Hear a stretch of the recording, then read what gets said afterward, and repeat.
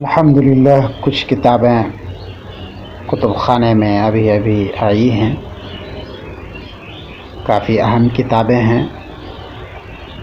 مسند امام احمد بن حنبل رحمہ اللہ تعالی، جو حدیث کا سب سے بڑا ذخیرہ ہے، اور کشاف اصطلاحات الفنون، الکشف والبیان، تفسیر ثعلبی، تفسیر ابی حاتم رازی،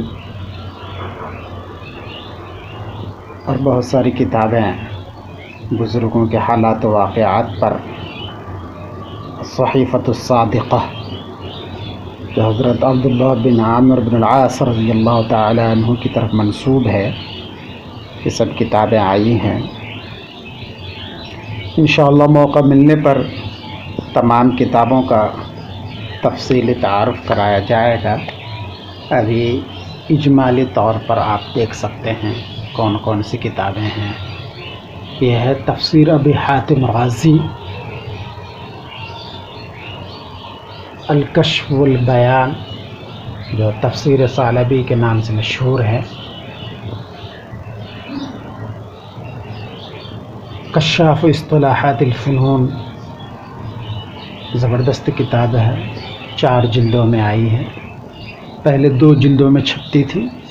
مسند امام احمد بن حنبل رحمہ اللہ تعالی 12 جلدوں میں ہے، بیروت لبنان کی چھپی ہوئی ہے۔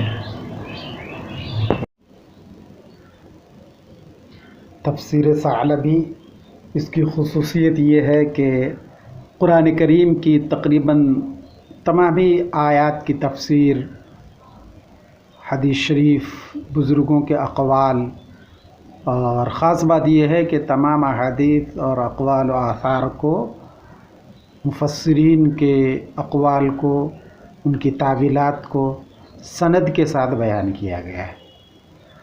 اگر کسی آیت میں متعدد اقوال ہیں تو ہر قول کو سند کے ساتھ بیان کیا گیا ہے، جس سے قرآن کی آیات کو سمجھنا بہت ہی آسان ہو جاتا ہے۔